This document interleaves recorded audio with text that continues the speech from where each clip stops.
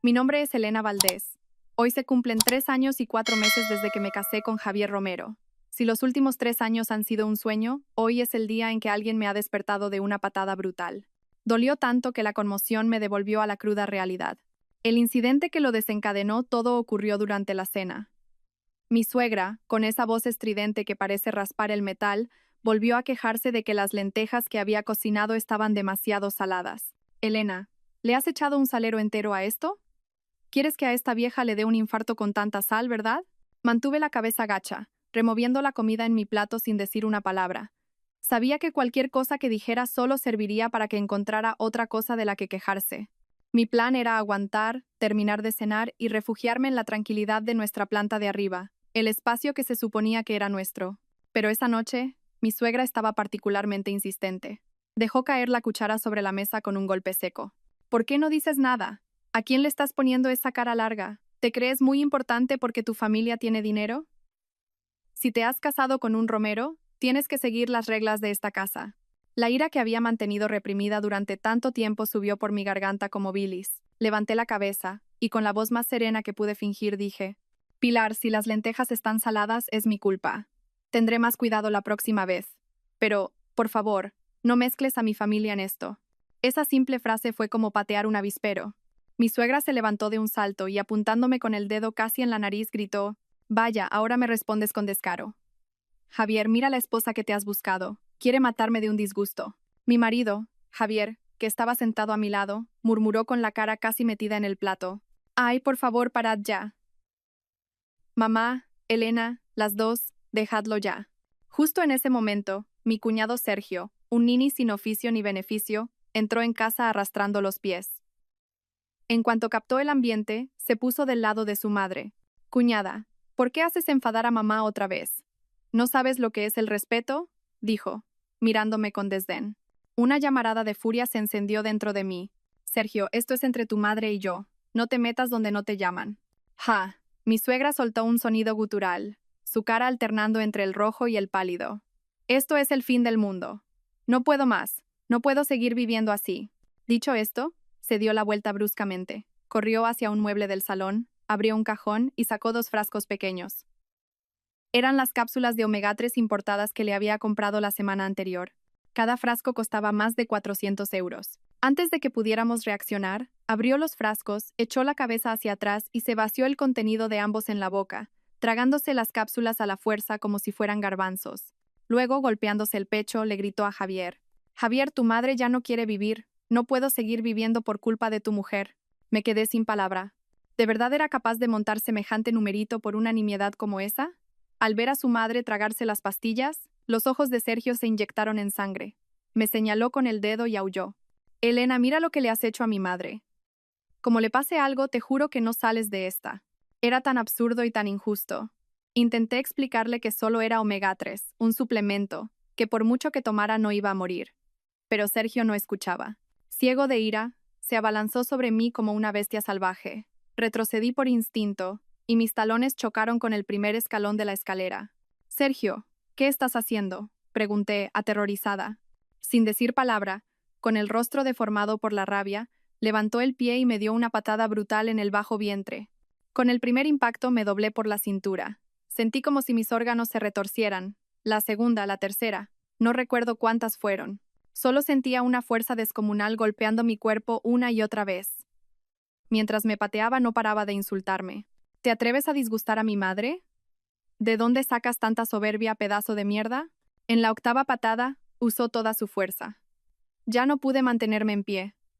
Mi cuerpo se inclinó hacia atrás y el mundo empezó a dar vueltas. Solo oía los agudos insultos de mi suegra, la respiración agitada de mi cuñado y mis propios gemidos de dolor incontrolables. Y entonces rodé, escalón por escalón, por la escalera del segundo piso. Mi frente se golpeó contra la barandilla, mi brazo se dobló en un ángulo antinatural. Sentí como si cada hueso de mi cuerpo se estuviera haciendo añicos. Finalmente, aterricé con un golpe seco en el suelo de baldosas del primer piso. No podía moverme. No había un solo rincón de mi cuerpo que no me doliera, y el bajo vientre ardía como si me lo estuvieran rajando con un cuchillo. Con un esfuerzo sobrehumano, levanté la cabeza para mirar hacia lo alto de la escalera. Incluso en mi momento de mayor desesperación, mi instinto me hizo buscar a mi marido. a Javier. Esperaba que viniera a levantarme, que detuviera a su hermano enloquecido, que dijera algo, cualquier cosa, en mi defensa. Pero no hizo nada de eso. Simplemente se quedó allí, de pie. Detrás de su madre y su hermano, con el rostro pálido y los labios temblorosos. Su mirada se cruzó con la mía durante un segundo. En sus ojos vi pánico, sí, pero también una indiferencia que me heló el alma. Y entonces, mientras yo lo miraba con incredulidad, hizo algo que jamás podré olvidar. Lenta y silenciosamente, cerró la delgada puerta de madera que daba al piso de arriba. El suave clic de la cerradura silenció todo el ruido de la planta superior, y con él silenció también la última brizna de esperanza que me quedaba en él. El mundo se volvió silencioso. Solo quedaba yo, tendida en el suelo frío como un pez congelado.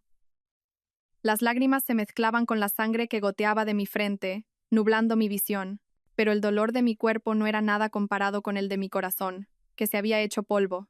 No sé cuánto tiempo estuve allí tirada. Podrían haber sido minutos, o podría haber sido una eternidad. Con la mano que no tenía herida, me arrastré a duras penas hasta apoyarme en la pared. Cada movimiento era una agonía. A tientas, saqué el móvil con la pantalla rota del bolsillo del pijama. Con los dedos temblorosos marqué el único número que me vino a la mente. Cuando contestaron, escuché la voz suave pero extrañada de mi madre. «Diga, Elena, hija, ¿qué pasa a estas horas?» Al oír su voz, toda la injusticia, el dolor, la rabia y la desesperación estallaron dentro de mí. Conteniendo el impulso de romper a llorar, reuní todas mis fuerzas y le dije al teléfono, articulando cada sílaba con una claridad gélida que ni yo misma reconocía: «Mamá, ven a buscarme». Hubo 2 segundos de silencio al otro lado. 2 segundos que se sintieron como 2 años. Y cuando mi madre volvió a hablar, su voz era completamente diferente. La suavidad había desaparecido, reemplazada por un tono firme y acerado que rara vez le había oído. «Elena, no tengas miedo.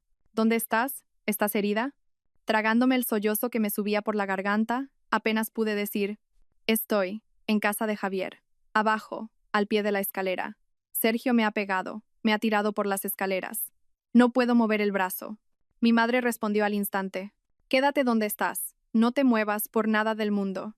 Voy a llamar a tu padre para que busque el hospital más cercano. Tu hermano y yo vamos para allá ahora mismo». No cuelgues el teléfono. Al otro lado de la línea, oí el sonido de pasos apresurados y la voz de mi madre gritando: «Ricardo, Mateo, rápido. A Elena le han pegado en casa de los Romero». Luego, un ruido sordo, como de algo cayendo, y más pasos confusos. Podía imaginar la escena, la casa entera puesta patas arriba en un instante. Y entonces, la voz de mi madre volvió, extrañamente calmada, pero cargada de una autoridad incuestionable. «Elena, escúchame. Tu padre ya se está encargando de todo. Tú no pienses en nada. Una ambulancia llegará en cualquier momento. Si alguno de esa familia intenta ponerte un dedo encima, grita. Grítale al teléfono. Yo te estaré escuchando desde aquí». Sus palabras se convirtieron en un escudo grueso que se interpuso entre esa casa fría y yo. Apoyada en la pared, escuché el ritmo tranquilo de la respiración de mi madre, el sonido lejano de mi padre hablando con el hospital y el rugido del motor del coche de mi hermano al arrancar. El dolor de mi cuerpo pareció disminuir un poco. Ya no estaba sola. Efectivamente, a los pocos minutos, el sonido penetrante de una sirena de ambulancia rompió el silencio de la noche. Se fue acercando hasta detenerse justo delante de la puerta.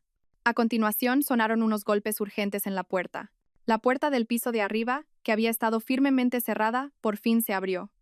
Oí la voz desconcertada de mi suegra. «¿Quién es? ¿Qué pasa a estas horas?» Desde fuera, la voz de un sanitario respondió: «Hemos recibido un aviso de que hay una persona herida aquí».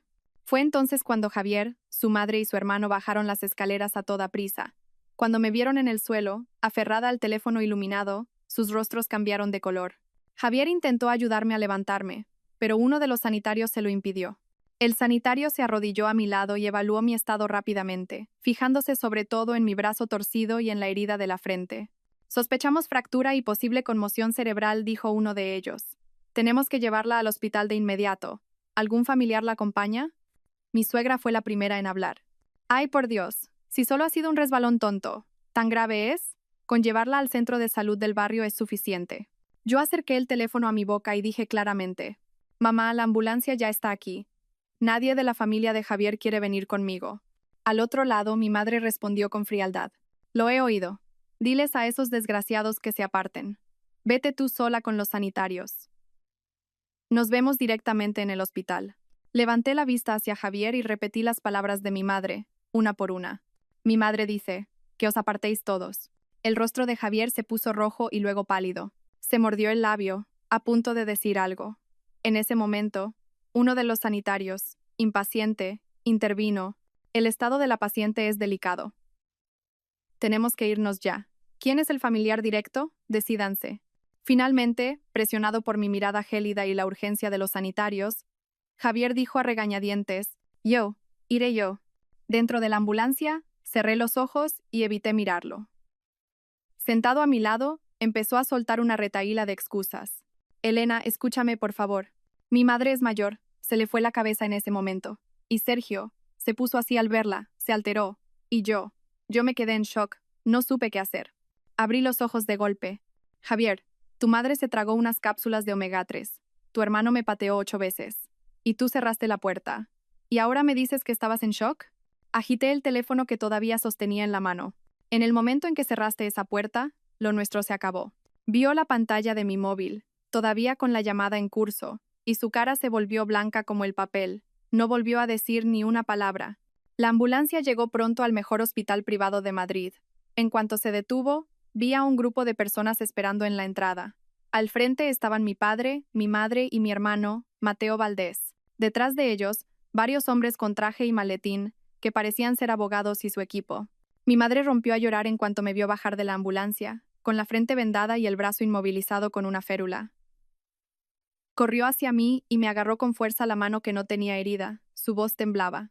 Hija mía, ¿cómo se han atrevido esos salvajes? ¿Cómo han podido hacerte esto?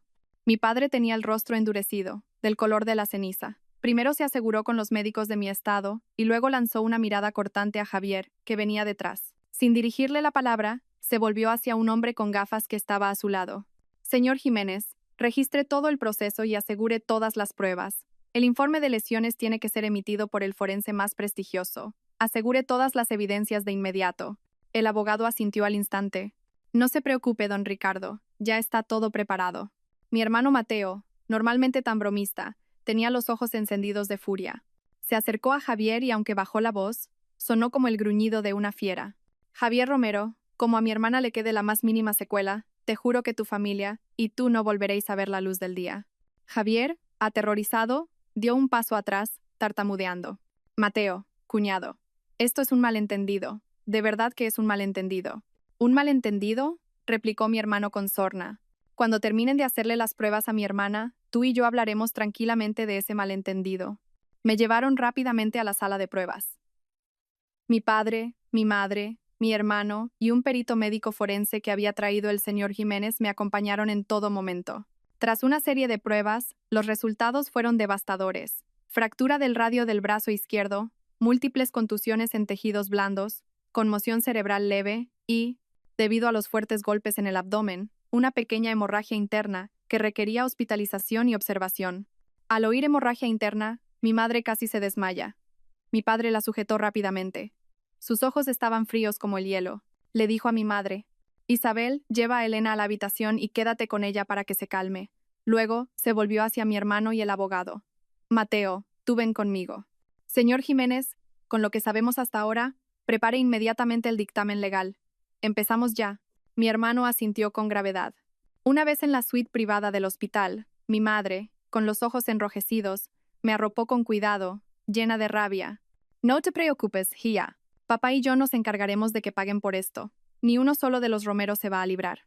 Tumbada en la cama, miré el cielo nocturno, negro como el carbón. Mi corazón, sin embargo, estaba extrañamente en calma. Sabía lo que significaba ese empezamos de mi padre. El cielo sobre la familia Romero había empezado a derrumbarse en el mismo instante en que mi madre contestó a mi llamada. Le dije en voz baja a mi madre, «Mamá, voy a hacer que paguen por esto». 10 veces, 100 veces más. Mi madre me apretó la mano y dijo con firmeza, «Sí, te lo prometo». Justo entonces oímos un alboroto fuera de la habitación. Eran las voces suplicantes de Javier y su madre. «Consuegra, don Ricardo, por favor déjennos ver a Elena. Queremos disculparnos. Lo sentimos mucho». La voz fría de mi hermano retumbó. ¿Verla?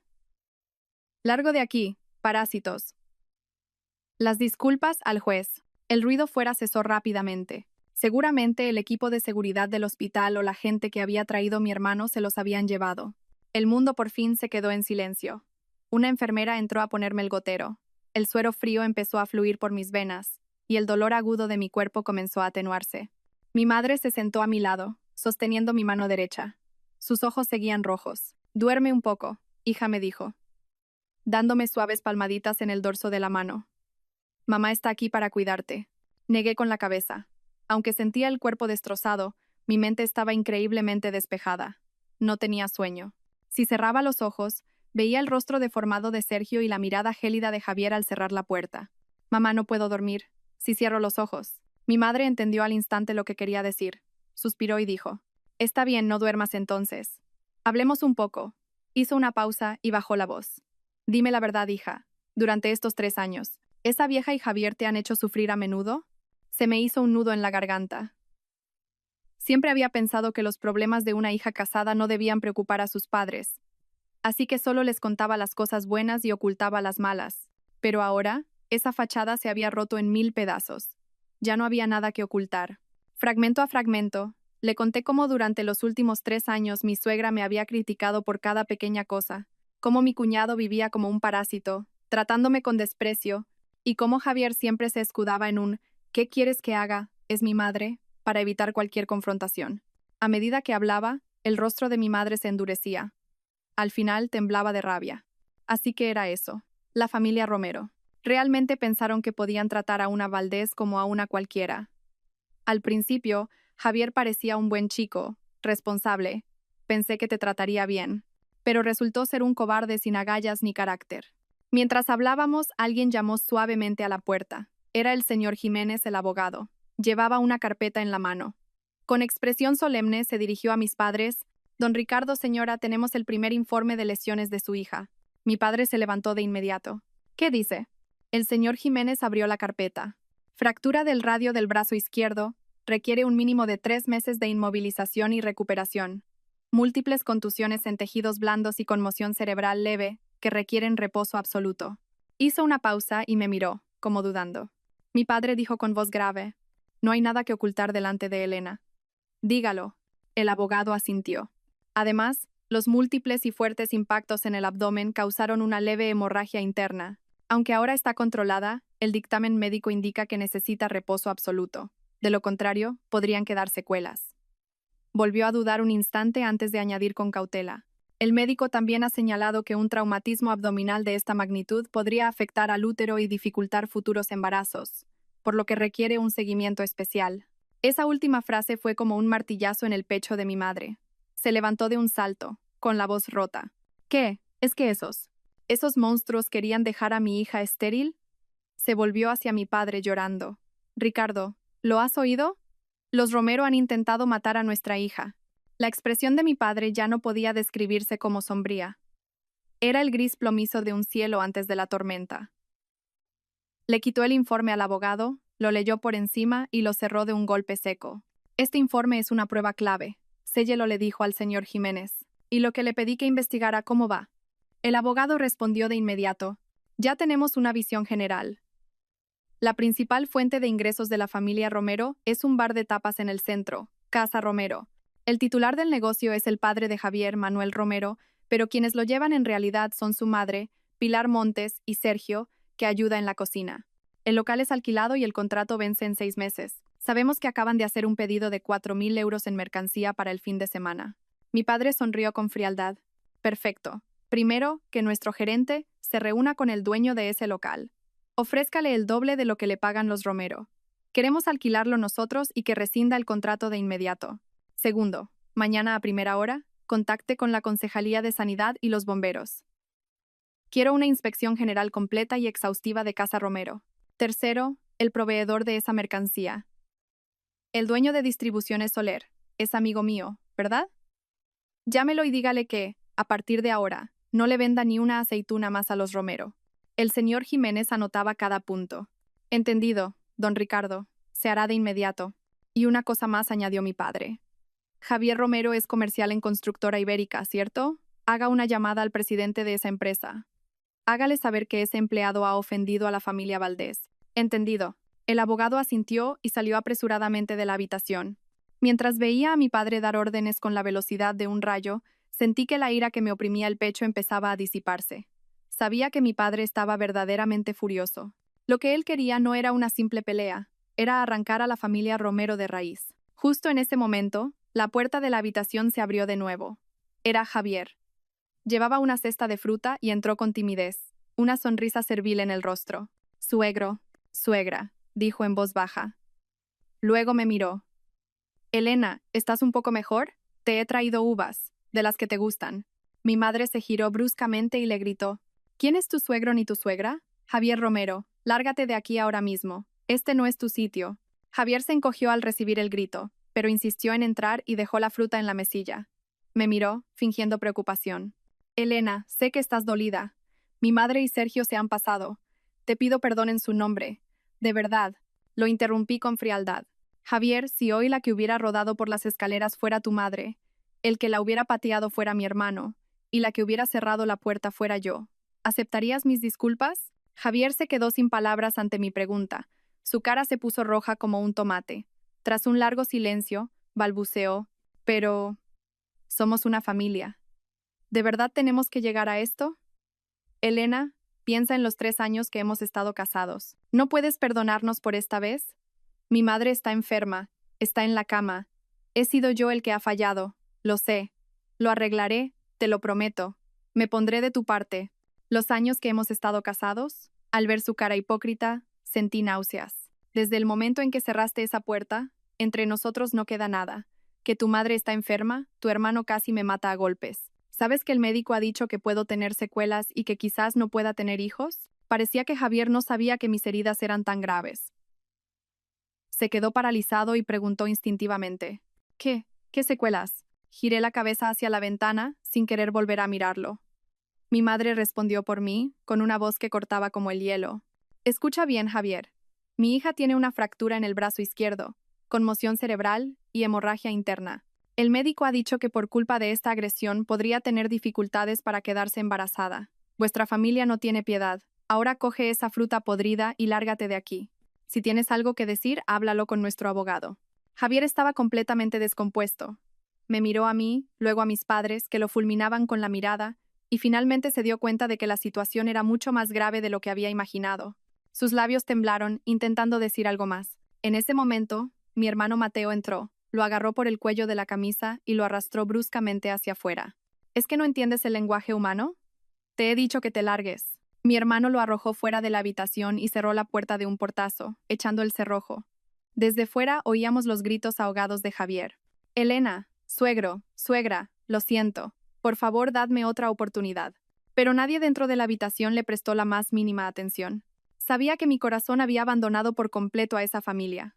Finalmente, las lágrimas que había contenido empezaron a rodar por mis mejillas. Pero no eran lágrimas de pena, eran lágrimas de determinación. Le dije a mi padre, papá, quiero el divorcio, y voy a hacer que la familia Romero pague por todo lo que me han hecho hoy. Mi padre se acercó y me dio una suave palmada en el hombro.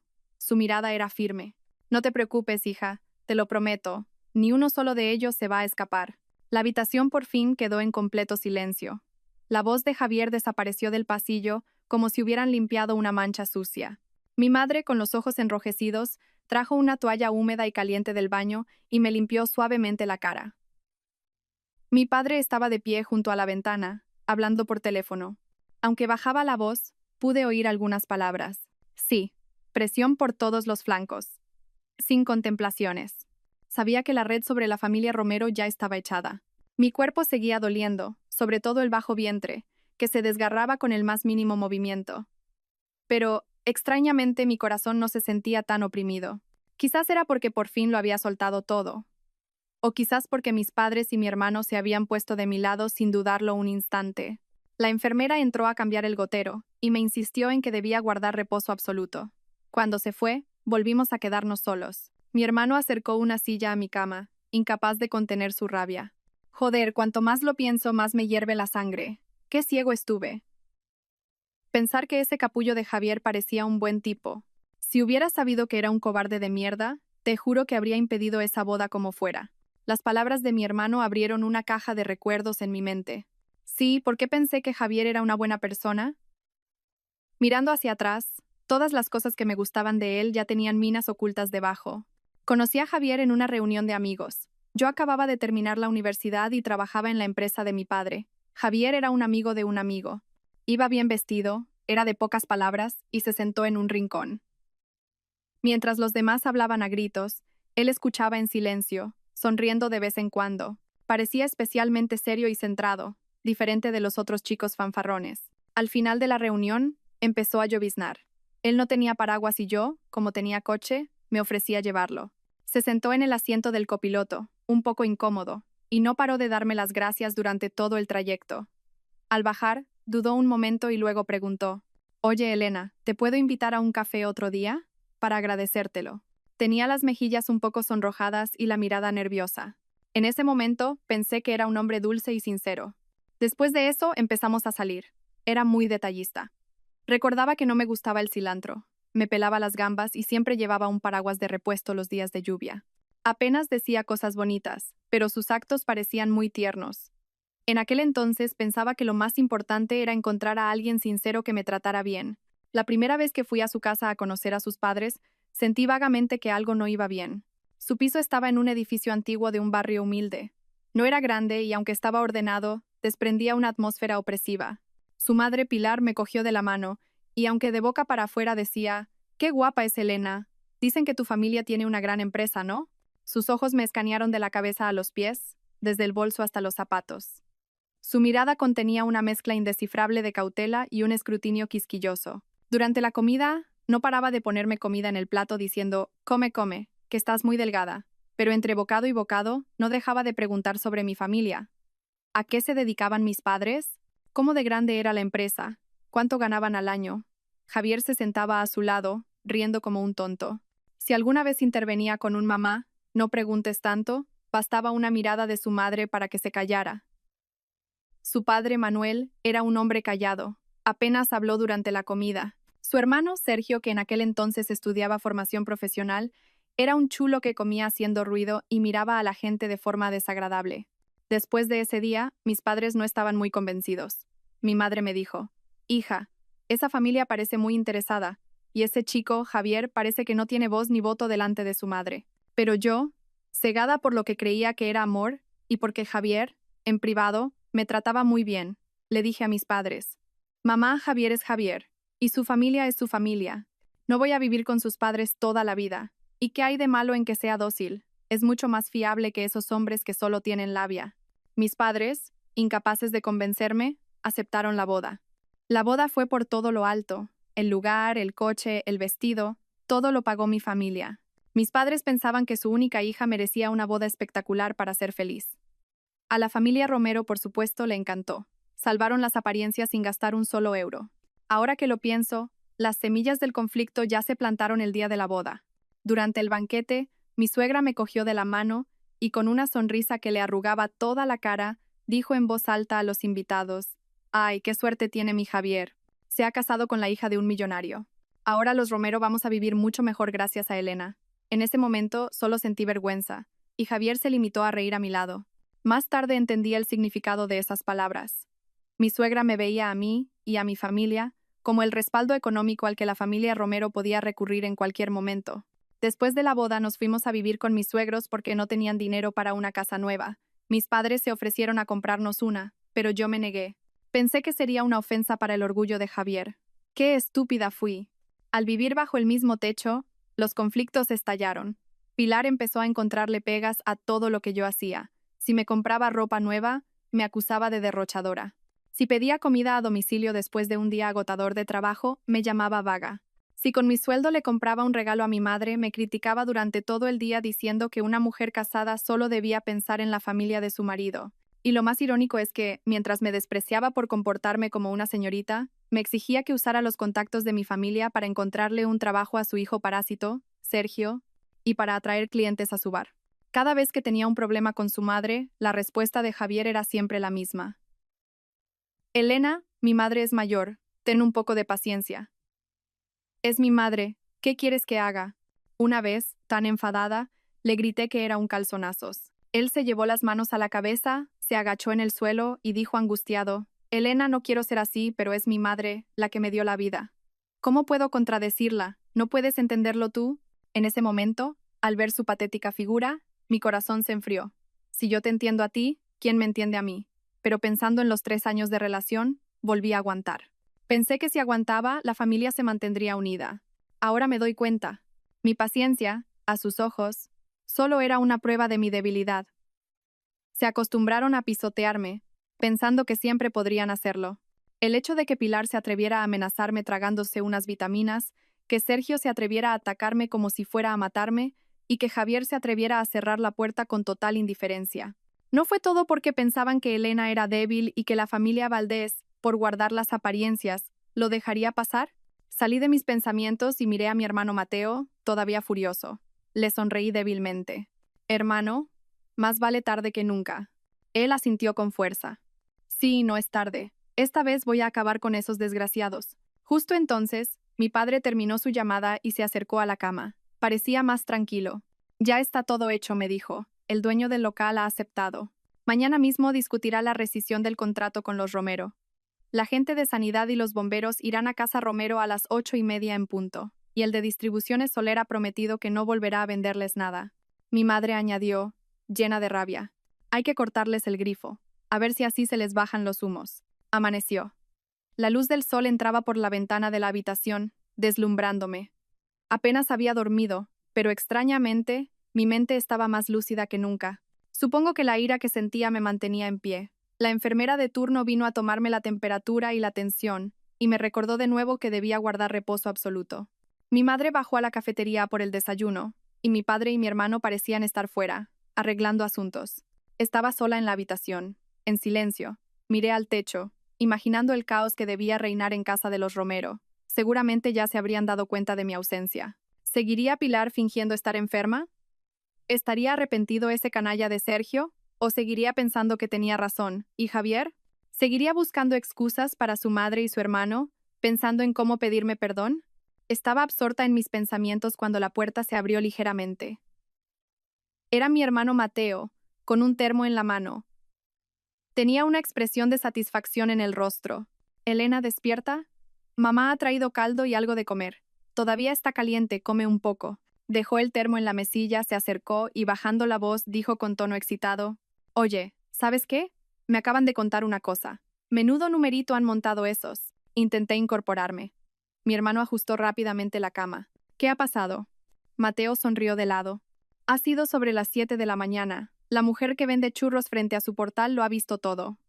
Javier y su padre salían de casa a toda prisa, seguramente para venir al hospital. Pero, ¿sabes qué? Su furgoneta, esa tartana, no arrancaba. Javier estuvo un buen rato intentándolo, sudando la gota gorda, pero nada. Al final, han tenido que salir corriendo a la calle a buscar un taxi. Podía imaginarme la escena. Javier no tenía ni idea de mecánica. A la mínima, llevaba la furgoneta al taller. Que se estropeara en un momento tan oportuno. No hacía falta ser un genio para saber de quién era obra. ¿Has sido tú, verdad? Mi hermano levantó la barbilla con orgullo. Por supuesto, un pequeño aperitivo, para que prueben lo que se siente cuando el cielo no responde y la tierra no se abre. Y continuó. ¿Y sabes lo mejor? Cuando por fin consiguen llegar en taxi a su preciado bar. ¿Qué crees que se encontraron? Le seguí el juego. ¿Qué se encontraron? Un precinto de clausurado por orden municipal bien grande en la persiana, dijo, gesticulando. Los inspectores de sanidad y los bomberos estaban sacando cosas. Higiene deficiente, salidas de emergencia obstruidas, instalación de gas obsoleta.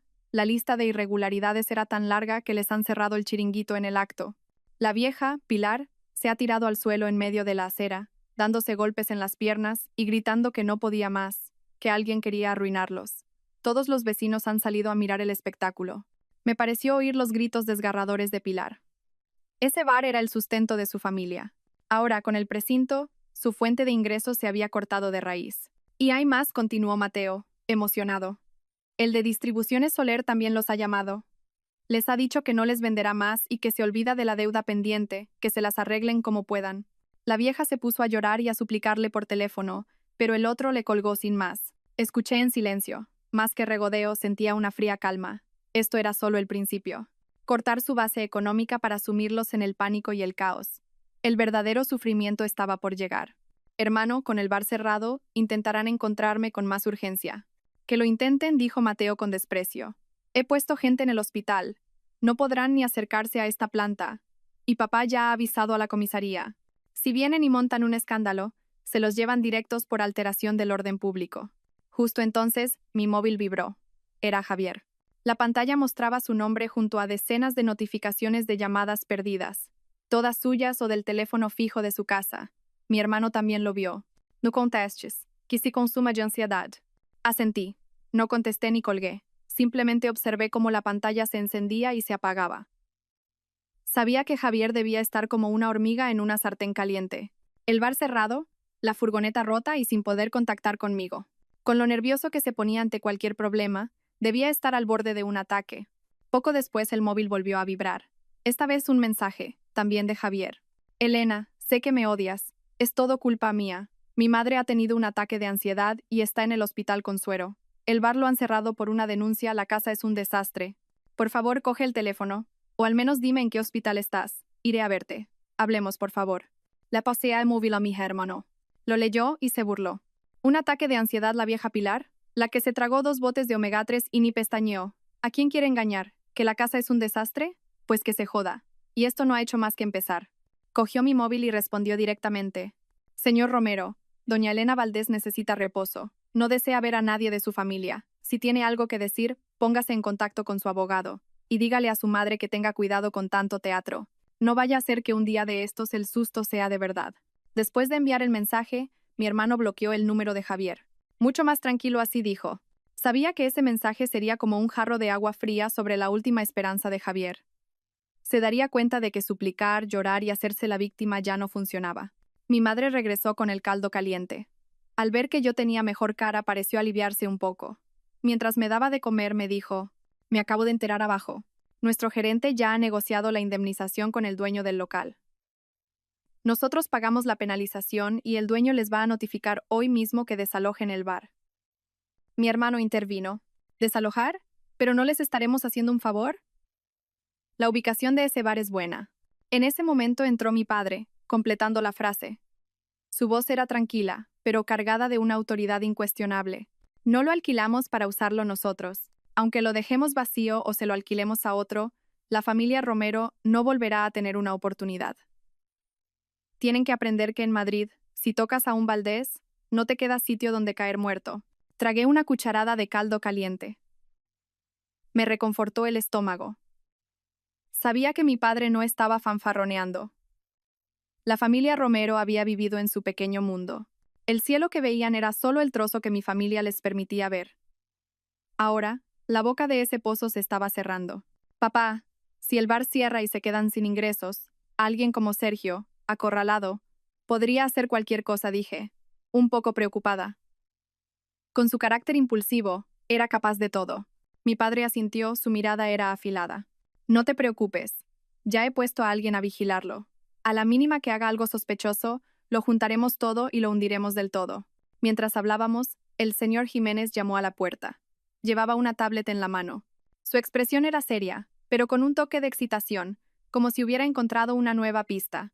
Don Ricardo, señorita Valdés, dijo a modo de saludo. Siguiendo sus instrucciones, hemos investigado más a fondo a Sergio Romero y hemos descubierto algo inesperado.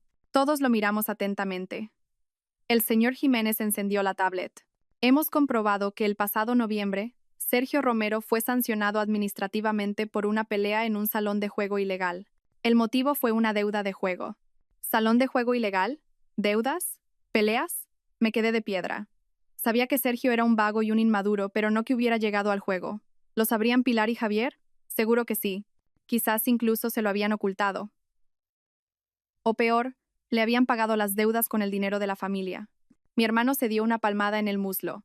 Joder, encima ludópata. Esto se pone interesante. El señor Jiménez continuó. Aunque solo fue una sanción administrativa y no penal, este incidente nos da mucho margen. Especialmente si encontramos a la persona a la que agredió. Mi padre reflexionó un momento y preguntó, ¿se le puede encontrar? El abogado respondió con seguridad, ya estamos en ello. Si lo encontramos, podemos ofrecerle nuestro apoyo para que solicite una revisión del caso. Si se determina que hubo un delito de lesiones, podríamos exigir responsabilidad penal para Sergio Romero. Además, el propio hecho de participar en juegos ilegales también es denunciable. Miré el borroso registro en la pantalla de la tablet y sentí un escalofrío. El lodazal de la familia Romero era mucho más sucio y profundo de lo que había imaginado. Pilar, que tanto hablaba de reglas y apariencias, había criado a un hijo que se dedicaba al juego y a la violencia. ¡Qué ironía tan macabra! Al mismo tiempo, un odio aún más intenso creció en mí. Esa escoria con antecedentes era la que se había atrevido a hacerme algo tan terrible. Y Javier y Pilar no habían hecho más que protegerlo. Encuéntrelo, dijo mi padre al abogado con firmeza. Cueste lo que cueste, encuentre a esa víctima. Quiero que Sergio Romero pague por todo lo que ha hecho de la forma más dolorosa posible. Entendido, don Ricardo. El señor Jiménez guardó la tablet y se fue rápidamente. La noticia que trajo el abogado me dejó temblando durante un buen rato. Sergio, además de todo, tenía antecedentes por juego y agresión. Yo, que solo lo consideraba un vago irresponsable, ahora veía que era una bomba de relojería. Pilar y Javier lo sabían, me lo habían ocultado y lo habían dejado vivir bajo el mismo techo que yo. Solo de pensarlo se me erizaba la piel. Mi hermano Mateo, incapaz de calmarse, paseaba por la habitación soltando improperios. Ludópata y violento. Vaya familia de mierda. ¿Cómo pude estar tan ciego para dejar que mi hermana cayera en ese infierno? Se detuvo de repente y me miró. Hermanita, no te preocupes. Si no meto a ese cabrón en la cárcel, dejo de llamarme Mateo Valdés. Mi padre parecía más calmado, pero su mirada era más pesada. Sin decir nada, sacó su móvil y volvió a hacer una llamada, seguramente para acelerar la búsqueda de la víctima de Sergio. Sabía que mi padre estaba verdaderamente furioso y que ya no habría marcha atrás. Durante la siguiente media jornada, la habitación estuvo tranquila. A la fuerza, tomé un poco de caldo y, por el efecto de los medicamentos, me quedé dormida un rato. Cuando desperté, serían las 3 o las 4 de la tarde. El sol entraba de lado, proyectando una larga sombra en el suelo impoluto. Mi madre estaba a mi lado, pelando una manzana, y mi hermano miraba el móvil, como esperando algo. Efectivamente, poco después, el teléfono de mi hermano sonó. Comprobó el número y contestó de inmediato, activando el altavoz. Jefe Mateo, se oyó la voz de un hombre joven al otro lado, con un tono excitado, como de misión cumplida. Novedades de la familia Romero. Habla, dijo mi hermano conciso.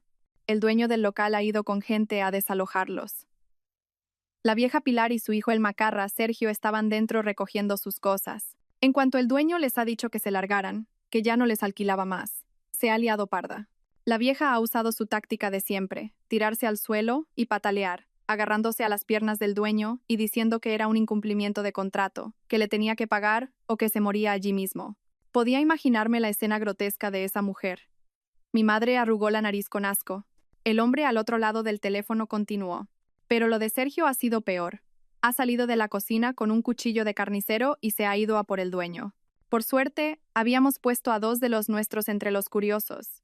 Y, en cuanto han visto que la cosa se ponía fea, han saltado y lo han reducido. El dueño también se ha puesto firme y ha llamado a la policía. ¿Ha venido la policía?, preguntó mi hermano. Sí, han venido 2 agentes. Al verlos, la vieja se ha puesto a revolcarse por el suelo, gritando que le habían pegado y que le estaba dando un ataque al corazón. ¿Pero sabe qué? Los vecinos que miraban y el dueño del supermercado de enfrente se han puesto todos de parte del dueño. Han testificado que los Romero habían amenazado primero y que el hijo había sacado un cuchillo. La policía ha visto la situación, ha comprobado las cámaras de la calle y las pruebas eran claras. Al final, se han llevado a Sergio detenido.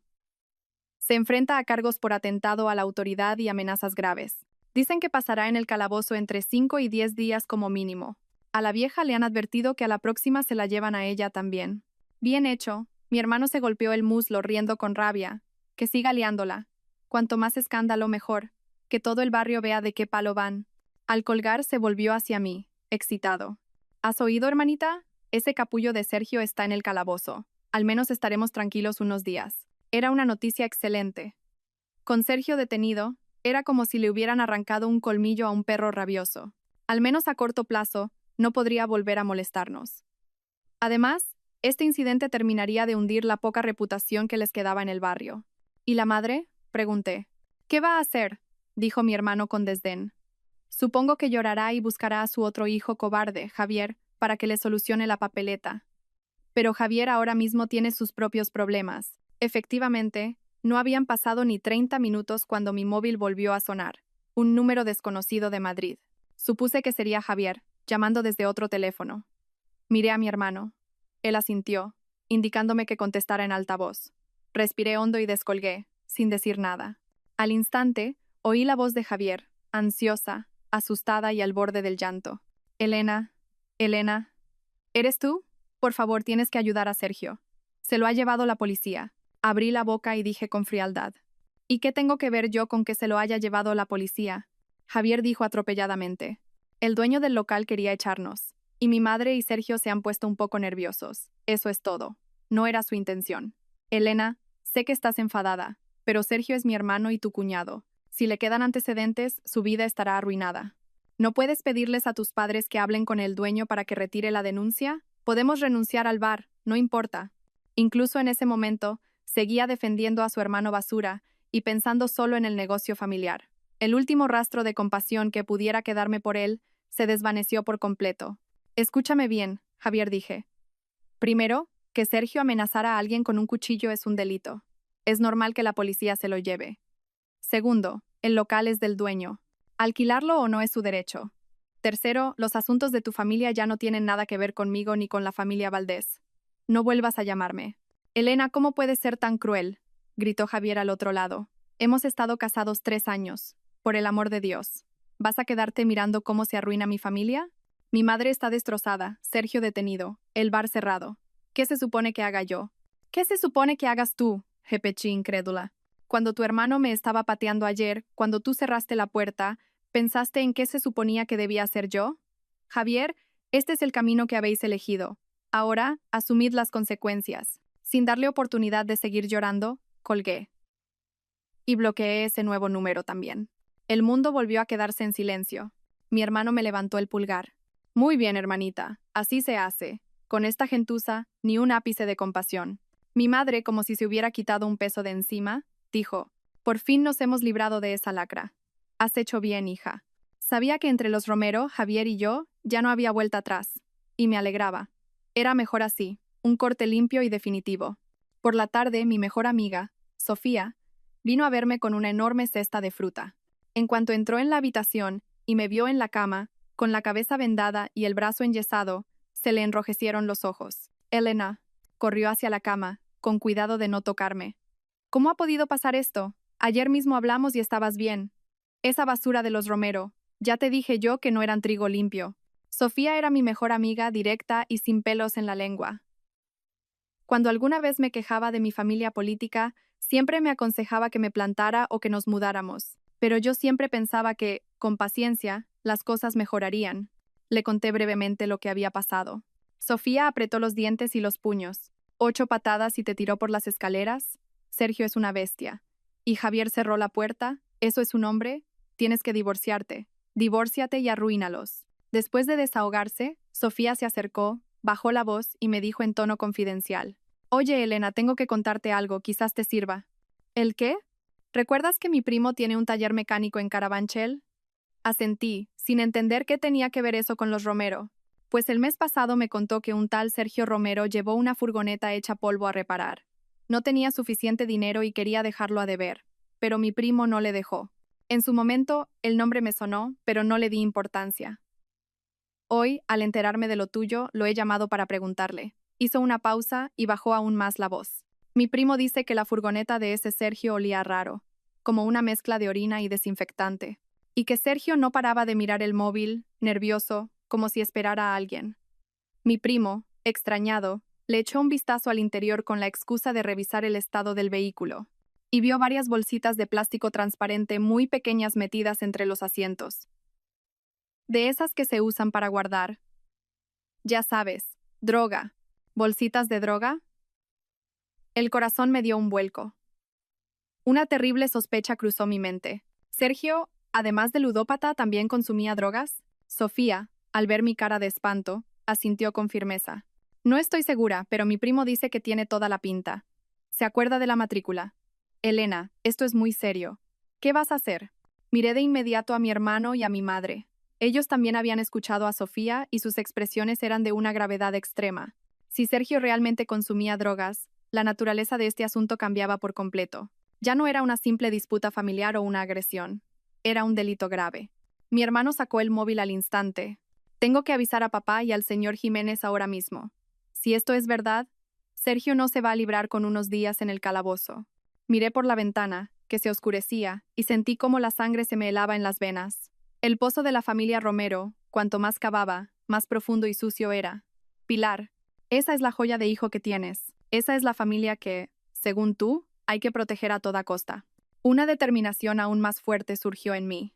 De este cáncer, de esta familia, tenía que cortar por lo sano y asegurarme de que recibieran el castigo más severo que la ley permitiera.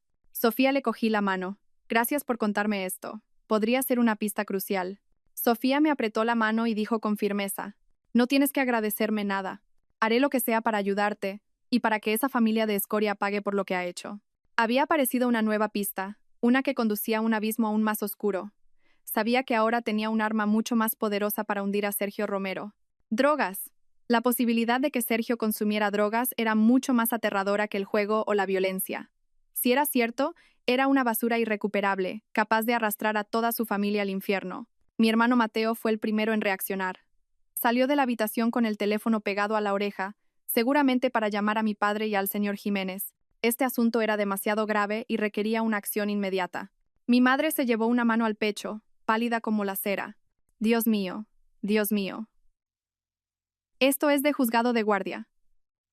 ¿Pero qué clase de demonios son en esa familia? Gracias a Dios que has salido de ahí a tiempo, Elena. Gracias a Dios, dijo, agarrándome la mano con fuerza, aterrorizada. Sofía también añadió con seriedad: Elena, sé que esto es aterrador, pero si es verdad, es la prueba definitiva para hundir a ese canalla. Le he dicho a mi primo que anote la matrícula y todos los detalles de ese día. Está dispuesto a testificar. Mi corazón era un torbellino de emociones, conmoción, asco y un odio aún más profundo. Haber vivido tanto tiempo bajo el mismo techo que un posible drogadicto me daba escalofríos. ¿Y Pilar y Javier? ¿Lo sabían? Si lo sabían y lo permitieron, eran cómplices. Poco después, mi padre y mi hermano entraron juntos. El señor Jiménez los seguía. Sus rostros eran de una seriedad extrema. Mi padre fue el primero en hablar, con una solemnidad sin precedentes. La información de Sofía es crucial. Ya he dado 2 órdenes. Primero, rastrear los movimientos recientes y los gastos de ese vehículo para identificar los lugares que frecuenta Sergio. Segundo, usar nuestros contactos para averiguar si alguien en la zona de Carabanchel conoce a Sergio o lo ha visto con gente sospechosa. El señor Jiménez se ajustó las gafas y añadió: Don Ricardo, señorita Valdés, si se confirma que Sergio Romero está involucrado en asuntos de drogas, la naturaleza del caso cambia por completo. Tendremos que modificar nuestra estrategia. Una agresión o el juego pueden resolverse con acuerdos o indemnizaciones, pero las drogas no. Quien toca eso, está acabado. Si se confirma, pasará a ser un caso penal, intervendrá la policía y las penas son muy altas. De inmediato. Señor Jiménez, no hay nada que modificar. Lo que quiero es que reciba el castigo más severo posible. Tener compasión de alguien como Sergio Romero sería una crueldad hacia mí misma. Mi padre asintió, de acuerdo conmigo. Le dijo a mi hermano: Mateo, ve tú mismo a hablar con el primo de Sofía, pídele todos los detalles. Averigua si es posible encontrar alguna de esas bolsitas que mencionó. Una sola sería una prueba irrefutable. Entendido. Voy ahora mismo. Mi hermano y Sofía salieron decididos. En la habitación quedamos mi padre, mi madre y el señor Jiménez. El ambiente era denso. Sabía que no solo estaban preocupados por hundir a Sergio, sino también por mi seguridad. Un drogadicto es impredecible. El móvil del señor Jiménez sonó. Se apartó para contestar. Un momento después, regresó con una expresión de contenida excitación. Don Ricardo, señorita Valdés, acaban de informarme. Hemos encontrado a la persona que fue agredida por Sergio el año pasado. ¿De verdad?, preguntó mi padre ansioso. ¿Dónde está? ¿Cuál es su situación? Se llama Vicente Gálvez. Es instalador. Ahora mismo está trabajando en Guadalajara. Nuestra gente ya ha contactado con él. Al saber que queríamos exigir responsabilidades a Sergio, se ha mostrado muy cooperativo, explicó el abogado. Según él, en aquel entonces, Sergio le debía 3.000 euros de una deuda de juego. Fue a reclamárselos y Sergio le golpeó en la cabeza con un bate. Tuvieron que darle 7 puntos. En su momento, por miedo a represalias y porque necesitaba el dinero urgentemente, aceptó 5.000 euros de la familia Romero y firmó un acuerdo. Pero al saber que Sergio ha vuelto a agredir a alguien y de forma mucho más grave, está muy indignado y dispuesto a someterse a un nuevo examen forense y a testificar. 7 puntos. Contuve la respiración. Sergio era un salvaje. Si le hizo eso a un acreedor, no era de extrañar que a mí, su cuñada, me hubiera atacado con la intención de matarme. Perfecto, decidió mi padre al instante. Tráiganlo a Madrid de inmediato. Que le hagan un nuevo examen en el mejor hospital. Si se confirma el delito de lesiones, presenten una querella criminal ahora mismo. Entreguen a la policía toda la información, su historial de juego y las pistas sobre las drogas. Quiero que sea un caso impecable. Entendido. El señor Jiménez recibió la orden y se puso en marcha. Las noticias que para los Romero eran desastres, para nosotros eran cuchillos, y cada cuchillo apuntaba a un punto vital de su familia. Durante la siguiente media jornada, las noticias no dejaron de llegar. Mi hermano encontró las grabaciones de las cámaras del taller del primo de Sofía, donde se veía a Sergio con su furgoneta. Aunque no se apreciaba el interior, se veía a Sergio con un comportamiento errático y sospechoso. Además, mi hermano consiguió recoger una muestra de polvo de entre los asientos y la envió discretamente a analizar. Los resultados estarían al día siguiente. La gente que investigaba los movimientos de Sergio informó de que, en los últimos meses, había pasado muchas noches en los alrededores de una nave industrial abandonada en Carabanchel. Además, en su registro de llamadas había varios números sospechosos, con los que contactaba a menudo, pero cuyos titulares eran identidades falsas. Todas las pistas apuntaban a la peor de las posibilidades. Por la noche, tumbada en la cama, mirando las luces de neón de la ciudad, sentí una mezcla de emociones. En un solo día, la verdadera cara de Sergio se había revelado, más profunda y repugnante. Sentí un escalofrío, pero también un frío alivio. Si no hubiera estallado todo esto, ¿habría seguido aguantando en esa cueva de víboras? ¿No habría acabado sufriendo algo aún peor? Javier volvió a llamarme desde otros números, pero no contesté. Me envió varios mensajes largos. Al principio, suplicaba. Luego, se quejaba. Elena, eres demasiado cruel. ¿No pararás hasta vernos a todos muertos? Hemos compartido 3 años de vida. ¿Cómo puedes no tener ni un ápice de compasión? Leí el mensaje y me reí. ¿Compasión? ¿Él me hablaba de compasión? Cuando su hermano me agredía, cuando él cerraba la puerta, ¿dónde estaba su compasión? Ahora que tenía miedo, ¿venía a pedir perdón? Demasiado tarde. Bloqueé ese número también. El mundo por fin quedó en completo silencio.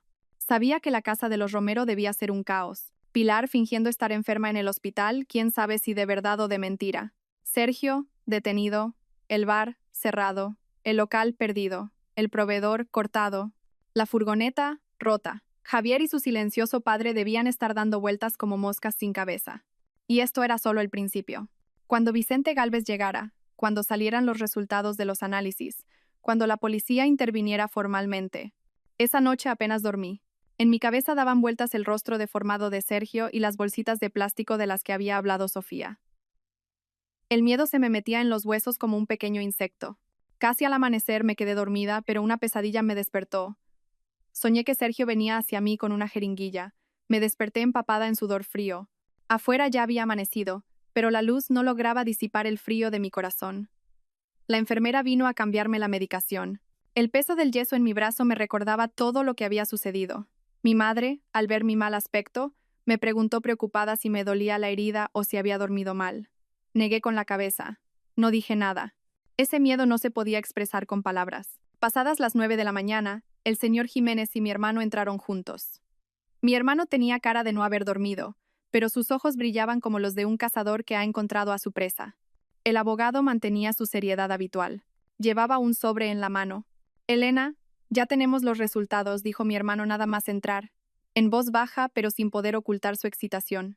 Mi corazón se detuvo. ¿Y bien? El señor Jiménez abrió el sobre y sacó un informe. Con expresión solemne dijo: Señorita Valdés, los resultados preliminares del análisis del polvo recogido de los asientos del vehículo de Sergio Romero han dado positivo en metanfetamina. Aunque ya me lo esperaba, oír la palabra metanfetamina directamente me provocó un escalofrío que me recorrió de los pies a la cabeza. Las manos y los pies se me quedaron helados en un instante, así que era verdad. Sergio era, además de ludópata y violento, un drogadicto. Mi madre ahogó un grito y se tapó la boca. Las lágrimas brotaron al instante, una mezcla de miedo y rabia. Malnacido, ese malnacido, ¿cómo se atreve? Y pensar que Elena ha vivido bajo el mismo techo que ese monstruo. Si le da un brote. El rostro de mi padre se endureció como una piedra. Apretó los puños y le preguntó al abogado, ¿este análisis tiene validez legal como prueba? El abogado asintió. Este informe ha sido emitido por un laboratorio independiente y acreditado, por lo que tiene valor como indicio.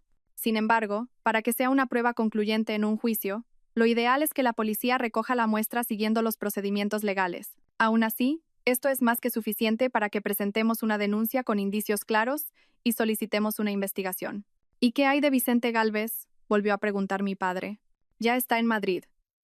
Se aloja en un hotel cercano y esta misma mañana se someterá a un nuevo examen forense en una institución de prestigio. Basándonos en su historial médico de entonces y las fotos de la herida, es muy probable que se establezca un delito de lesiones. Bien, dijo mi padre con firmeza. En cuanto tengamos el resultado del nuevo examen, si se confirma el delito de lesiones, presente una querella en la comisaría central con todo el material, el historial de juego de Sergio, los indicios de drogas. Todo. Quiero que pague por cada uno de sus delitos. Sabía que esto significaba que el ajuste de cuentas con Sergio pasaba oficialmente de ser un conflicto civil o familiar a una persecución penal. Lo que le esperaba era la cárcel. Papá, dije, con la voz un poco tomada. Si denunciamos a la policía, ¿no se filtrará la información? Sergio está ahora detenido, pero si se entera de que hemos denunciado lo de las drogas, su familia. Mi padre me interrumpió con un gesto. Su mirada era afilada. No te preocupes, ya está todo pensado. La querella se presentará por el caso de la agresión a Vicente Gálvez. La información sobre las drogas se proporcionará a la policía como indicio para que inicien una investigación secreta. No se filtrará nada hasta que tengan pruebas suficientes y procedan a su detención. La familia Romero está ahora mismo tan desbordada que ni se imaginan hasta dónde hemos llegado. Me sentí un poco más tranquila. Mi padre era un estratega. Lo estaba manejando todo con una prudencia exquisita. Justo en ese momento, mi móvil vibró. Un nuevo mensaje, de un número completamente desconocido. Lo abrí. El contenido me dejó perpleja. Señorita Valdés, soy David, un compañero de Javier Romero. Siento molestarla. Javier ha sido despedido esta mañana. El motivo es una falta grave a las normas de la empresa. Está en un estado mental muy inestable y es posible que intente buscarla. Tenga cuidado. ¿Javier despedido? Llamé a mi padre, a mi hermano y al abogado y les enseñé el mensaje. Mi hermano se burló. Qué rápidos, mejor. Un trabajo que nos ahorran. Mi padre le dijo al señor Jiménez, rastree este número y confirme la fuente, y refuerce la seguridad del hospital. Si Javier aparece, que no se acerque a esta planta. Si es necesario, usen la fuerza. Entendido. El abogado se fue a hacer las gestiones. Efectivamente, antes de las 11, oímos un alboroto en el pasillo. La voz jadeante de Javier. Dejadme pasar. Tengo que ver a Elena. Es mi mujer. ¿Quiénes sois vosotros para impedírmelo? Luego, las voces graves y firmes de los guardias de seguridad y de la gente de mi hermano, deteniéndolo. Le pedí a mi madre que abriera un poco la puerta. Vi a Javier forcejeando, sujetado por los brazos por dos guardias corpulentos, a varios metros de la habitación. Tenía el pelo revuelto, los ojos desorbitados, el traje arrugado y la corbata torcida. No quedaba nada de su anterior apariencia pulcra. Al verme por la rendija, se agitó como un náufrago que divisa un salvavidas, gritando, Elena, Elena, escúchame por favor, lo siento, de verdad que lo siento, perdóname esta vez, no puedo perder el trabajo. Sin trabajo, mi familia está acabada. Lo miré con frialdad, sin decir una palabra. Él siguió gritando, su voz quebrada por la desesperación. Elena, por los 3 años que hemos pasado juntos. Por favor, habla con tus padres, diles que me ayuden a recuperar mi trabajo. Te juro que a partir de ahora te trataré bien. Haré todo lo que me pidas. Si quieres que reniegue de mi madre y de mi hermano, lo haré. Por favor. ¿Renegar de ellos? Ahora era ridículo. No entendía que yo ya no sentía absolutamente nada por él ni por su familia, solo asco y odio. Mi hermano se puso delante de mí, bloqueando su visión. Se encaró a Javier y le dijo con frialdad, Javier, ¿todavía tienes la cara de venir aquí a montar un escándalo? Lárgate. Mi hermana no quiere verte. Nos importa una mierda si tu familia se muere de hambre. Cuñado. Mateo. Suplicó Javier, esta vez a mi hermano. Fui un imbécil, lo sé. Por favor, dile algo bueno a Elena de mi parte. Seré su esclavo si hace falta, pero... Mi hermano escupió al suelo. Que te den. Lárgate de aquí ahora mismo o llamo a la policía y te meto en el mismo calabozo que tu hermano el macarra. Al oír policía y calabozo, Javier se estremeció, y un terror aún más profundo apareció en su rostro. Finalmente pareció entender que suplicar y llorar no servía de nada conmigo. Se desplomó en el suelo como un perro sin huesos. Mientras los dos guardias de seguridad se lo llevaban sin contemplaciones, sus súplicas se convirtieron en sollozos desesperados que se fueron perdiendo por el pasillo. El eco de los sollozos desesperados de Javier se desvaneció rápidamente. En mi corazón no hubo ni un atisbo de pena, sino más bien la sensación de que una pesada losa se había aligerado. Verlo humillado, suplicando como un perro abandonado, me reafirmó en que había elegido el camino correcto. Por la tarde, llegaron los resultados del nuevo examen de Vicente Gálvez. Tal y como había predicho el señor Jiménez, según los nuevos baremos forenses, la lesión en la cabeza que sufrió en su momento constituía un delito de lesiones, castigado con pena de prisión. El señor Jiménez presentó la querella directamente en la Brigada de Delincuencia Económica y Fiscal de la Policía Nacional, aportando todo el material, el nuevo informe forense de Vicente, el acuerdo que demostraba la culpabilidad de Sergio, su sanción por juego, y como indicio clave, el informe del análisis de metanfetamina. La elección de esta brigada no solo se debía a las posibles implicaciones económicas del juego, sino también a que la influencia de mi padre garantizaría que el caso se tratara con la máxima seriedad y discreción. Mi padre me informó de que la policía ya había admitido la querella. Al ser los indicios tan claros, habían decidido unificar las investigaciones. Empezarían por el delito de lesiones y, paralelamente, investigarían en secreto la acusación de tráfico y consumo de drogas. En cuanto tuvieran pruebas concluyentes, actuarían. La policía está lista para detenerlo en cualquier momento, dijo mi padre, sentado a mi lado, con voz calmada. Asentí. La justicia, como una cuchilla lenta pero precisa, descendía poco a poco sobre el cuello de Sergio. Mi única tarea era esperar con paciencia y, mientras tanto, hacerles probar el sabor de la traición y el desprecio público. Papá, dije tras un momento, esperar a que la policía actúe es dejarles vivir demasiado tranquilos. La familia Romero vive de las apariencias. Pilar siempre ha presumido ante los vecinos de ser una madre y una suegra ejemplar. Quiero que pruebe lo que se siente al no poder levantar la cabeza. Mi padre me miró, con una mezcla de sorpresa y aprobación en sus ojos. ¿Qué tienes en mente? Sus secretos oscuros no tenemos por qué saberlos, solo nosotros, dije con frialdad. Sus vecinos, sus parientes, todos tienen que saberlo. Tienen que saber qué clase de monstruo es el hijo predilecto de Pilar, y cómo su hijo mayor se quedó mirando mientras su hermano agredía a su esposa hasta casi matarla. Mi hermano Mateo, al oír esto, se entusiasmó. Eso déjamelo a mí, hermanita. ¿Quieres que empapele su portal con carteles? ¿O que mande a unos colegas a pregonarlo a gritos delante de su casa? Negué con la cabeza. Eso es demasiado obvio. Nos podrían acusar. Tenemos que hacerlo de forma más natural. Le pedí a mi hermano papel y bolígrafo. Yo dictaba, él escribía. Redactamos varios pasquines anónimos. El contenido era mitad verdad, mitad exageración, pero los hechos clave eran irrefutables. Primero, sobre por qué habían cerrado Casa Romero. Dueños sin escrúpulos, uso de aceite reciclado, cocina insalubre, graves deficiencias de seguridad. Una advertencia a los vecinos para que no volvieran a poner un pie allí. Segundo, sobre el hijo menor. Sergio, un vago, un buscabroncas y un ludópata acosado por prestamistas que incluso habían ido a su casa. Y que ahora, por una disputa familiar, había agredido brutalmente a su cuñada, tirándola por las escaleras, motivo por el cual estaba en el calabozo. Tercero, sobre el hijo mayor, Javier. Un cobarde con apariencia de buen chico.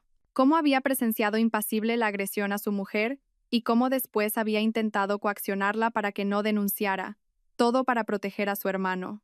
Y que recientemente lo habían despedido, seguramente porque en su empresa se habían dado cuenta de la clase de persona que era. No mencionamos las drogas. Esa era la carta que jugaría la policía. Con estos escándalos, para alguien tan preocupado por las apariencias como Pilar, el golpe sería mortal. Mi hermano imprimió decenas de copias en diferentes imprentas. Luego, contrató a unos jóvenes para que, a altas horas de la noche, los repartieran como si fueran publicidad, metiéndolos por debajo de todas las puertas del edificio de los Romero. También pegaron algunos en los tablones de anuncios y en las farolas. A la mañana siguiente, tumbada en la cama del hospital, ya podía imaginar la tormenta social que se estaba desatando sobre la familia Romero. Efectivamente, a mediodía, la persona que había puesto a vigilar la zona nos informó. Jefe Mateo, el efecto ha sido demoledor. Todo el edificio no habla de otra cosa.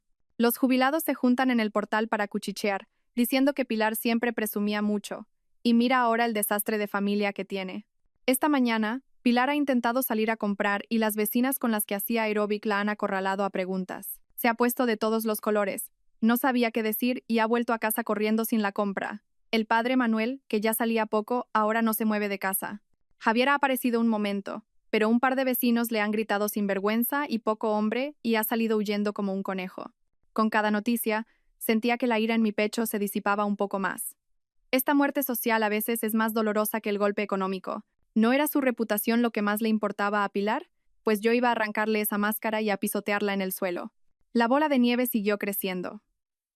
Por la tarde empezaron a llamarles parientes lejanos, unos preocupados, otros para mofarse. El teléfono de Pilar debía de echar humo. Al final lo apagó. Me contaron que, desesperada, Pilar tuvo una idea peregrina. Fue al ayuntamiento del distrito a montar un escándalo, diciendo que alguien estaba difamando a su familia y exigiendo que el ayuntamiento emitiera un comunicado desmintiéndolo. El resultado fue el esperado.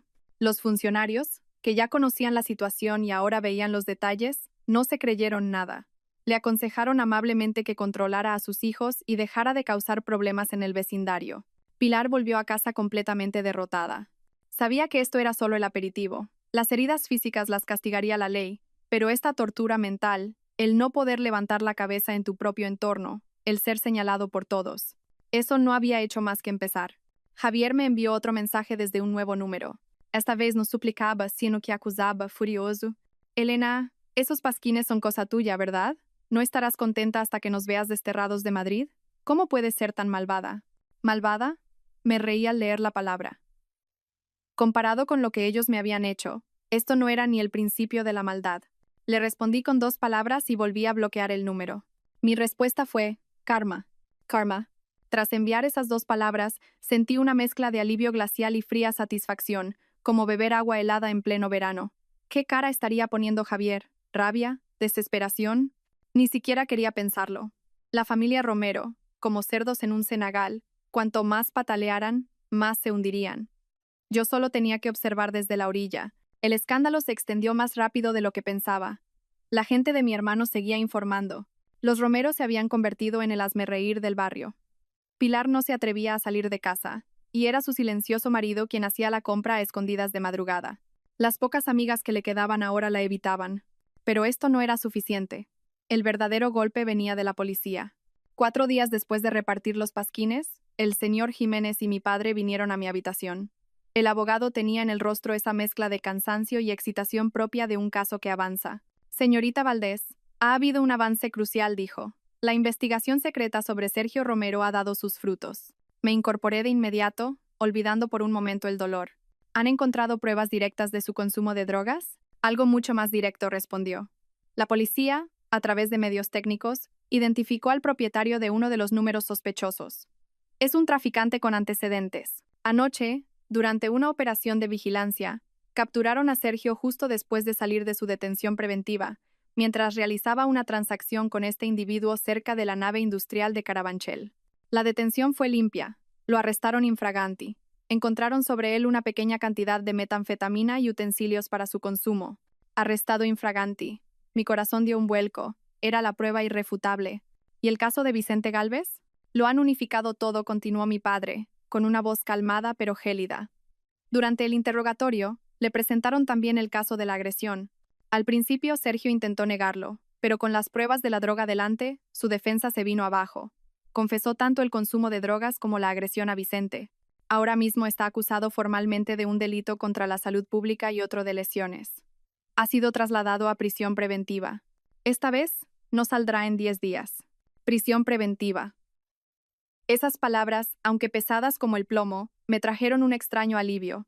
El monstruo que casi me mata estaba por fin entre rejas. Lo que le esperaba era un juicio y una larga condena. Me alegro mucho, dije. Mi voz temblaba ligeramente por la emoción contenida. El abogado añadió. Además, durante el interrogatorio, Sergio declaró que parte del dinero para comprar la droga se lo habían dado Pilar y Javier, que ellos sabían lo que hacía y le daban dinero para que no la liara por ahí. Por supuesto, es solo su declaración y hay que confirmarlo. Pero si es cierto, Pilar y Javier podrían ser acusados de encubrimiento o incluso de cooperación, lo que agravaría mucho su situación. ¿Pilar y Javier lo sabían y le daban dinero? La conmoción inicial dio paso a una furia incontenible. Sabían que Sergio se drogaba y no solo lo permitieron, sino que financiaron su delito. ¿En qué lugar me dejaba eso a mí? Habían puesto a mi lado una bomba de relojería humana. Su maldad no tenía límites. Investíguenlo. Tienen que descubrir si es verdad, dije, apretando los dientes. Si es cierto que lo sabían y le daban dinero, no los perdonaré jamás. Mi padre asintió y le dijo al abogado: céntrese en esta pista, hable con la policía y asegúrese de que investiguen hasta el final. Entendido. Sabía que hundir a Sergio era solo el primer paso. Pilar y Javier no se librarían. Especialmente Pilar, la raíz de todo el mal. Como si el destino quisiera confirmarlo, mi móvil volvió a sonar. Otro número desconocido. Pero esta vez, el nombre del remitente me sorprendió. Era un primo lejano de Pilar, un tal Marcos. Lo había visto una vez en una fiesta familiar. Era un camionero de aspecto sencillo. No era muy cercano a ellos. ¿Por qué me llamaba? Dudé un momento y contesté en alta voz. Diga. Elena, ¿eres tú? La voz de Marcos sonaba urgente y asustada. Sí, Marcos, soy yo. ¿Qué pasa? Elena, es terrible, gritó. Me acaba de llamar mi tía Pilar, llorando a mares. Dice que a Sergio se lo ha llevado la policía por drogas, que está en la cárcel. Mi tía se ha desmayado allí mismo. Javier no contesta al teléfono. La casa es un caos. Me ha pedido que te llame, que te pregunte si es verdad, que si hay alguna forma de sacarlo de ahí, que pagarán lo que sea. ¿Pilar se había desmayado? La noticia había corrido como la pólvora. ¿Se ha desmayado? ¿Cómo está ahora? Está en casa pero no levanta cabeza. No para de llorar y decir que no quiere vivir, suspiró. Elena, sé que mi tía no se portó bien contigo, pero lo de Sergio es muy grave. Drogas. Eso es la cárcel. Por los viejos tiempos, ¿no se puede hacer nada? Mi tía dice que tu familia tiene muchos contactos. ¿Viejos tiempos? Lo interrumpí con frialdad. Marcos, gracias por avisarme, pero aclaremos algunas cosas. Primero, la detención de Sergio es legal, las pruebas son claras. Nadie puede sacarlo. Segundo, Javier y yo estamos en proceso de divorcio. Yo ya no soy de la familia Romero. Y tercero, si Pilar y Javier sabían que Sergio se drogaba y lo permitieron, ellos también tendrán que asumir su responsabilidad. Diles que en lugar de llorar, más les vale colaborar con la policía si quieren una sentencia más leve. Hubo un silencio al otro lado. Marcos parecía conmocionado por mi dureza. Finalmente tartamudeó. Ah, vale, entiendo. Se lo diré así a mi tía. Al colgar, el silencio volvió a la habitación. Mi madre me miraba con los ojos enrojecidos, como si quisiera decir algo. Me adelanté. Mamá, ¿te parezco muy fría? Ella negó con la cabeza, se acercó y me cogió la mano sana. No, hija, has hecho bien. Con esa gente no se puede tener compasión. ¿Has olvidado lo que te hicieron? Pilar se lo ha buscado. Si no hubiera protegido tanto a ese monstruo de hijo, no estaría así. Y Javier, ni hablemos. Si hubiera tenido un mínimo de decencia, nada de esto habría pasado. Ser compasiva ahora sería una crueldad hacia ti misma. Asentí. Tenía razón. La piedad con el enemigo es crueldad con uno mismo. En esta guerra no había término medio. O ellos o yo. Unos días después, se celebró el juicio rápido de Sergio Romero por los delitos de lesiones y contra la salud pública en los juzgados de Plaza de Castilla. No asistí. No quería volver a ver su cara repugnante. El señor Jiménez me representó, principalmente para la reclamación de la indemnización civil por las lesiones. El juicio fue rápido. Las pruebas eran abrumadoras y Sergio lo confesó todo. El juez dictó sentencia ese mismo día. Se condena al acusado Sergio Romero a la pena de 5 años y 6 meses de prisión. Cuando saliera de la cárcel, el mundo habría cambiado. Su vida básicamente estaba acabada. Recibí la noticia mientras estaba en la sala de rehabilitación del hospital, haciendo ejercicios con el fisioterapeuta. Mi hermano vino corriendo a contármelo. Al oírlo, solo dije una A y seguí concentrada en mover los dedos. No sentí la euforia que esperaba, solo una sensación de calma, como si todo hubiera vuelto a su lugar. Un parásito social había sido eliminado temporalmente. Nada más. La condena de Sergio fue el golpe de gracia para la familia Romero. Pilar, al enterarse, sufrió una recaída en el hospital. Dicen que perdió parte de la razón, que se pasaba el día murmurando Sergio, hijo mío. Javier desapareció por completo. Su móvil estaba apagado, nadie sabía nada de él, ni siquiera fue a ver a su madre al hospital. En aquel piso viejo solo quedaban Manuel, su padre, silencioso como una sombra, y una cuidadora contratada para atender a su mujer enloquecida. Una familia rota, arruinada. Mi divorcio de Javier siguió su curso. El señor Jiménez presentó la demanda. Javier ni siquiera tuvo el valor de presentarse. La citación tuvo que hacerse por edictos. Con su hermano condenado, la nave de los Romero se había hundido del todo. Pilar alternaba la lucidez con la demencia. Manuel malvivía con trabajos esporádicos para pagar las medicinas y el alquiler. Tuvieron que mudarse a un lugar más barato y alejado. Nadie se molestó en saber dónde. De Javier seguía sin haber noticias. Se había evaporado. Estas noticias me llegaban como ecos lejanos. No sentía ni satisfacción ni pena. Eran extraños para mí. El día del juicio de divorcio llegó. No asistí. El señor Jiménez se encargó de todo. Como era de esperar, Javier no se presentó. El juez, vistas las pruebas, dictó sentencia. Se decreta el divorcio entre Elena Valdés y Javier Romero.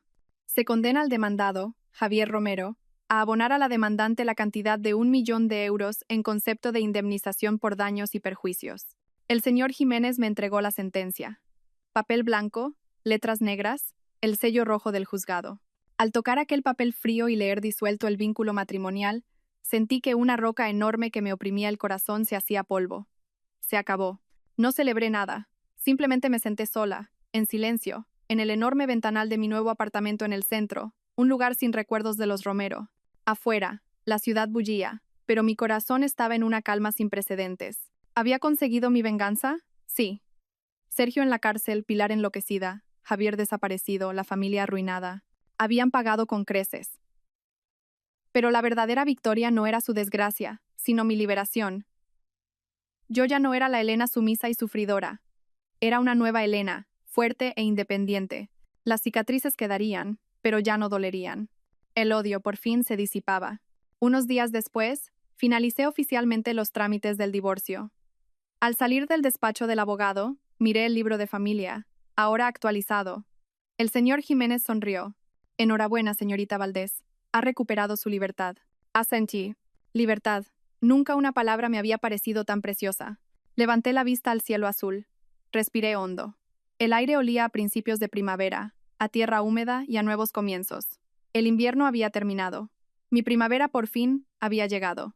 El camino que tenía por delante lo recorrería sola, brillante y magnífica. Los Romero quedaban atrás, atrapados para siempre en su propio invierno frío y desesperado. Mi historia, ahora, pasaba a un nuevo capítulo. Gracias a todos por seguir. Espero que esta historia despierte su interés por los temas sociales. Si te conmueve, dale like, comenta, comparte y suscríbete a mi canal. Juntos difundamos energía positiva y protejamos la luz. Gracias.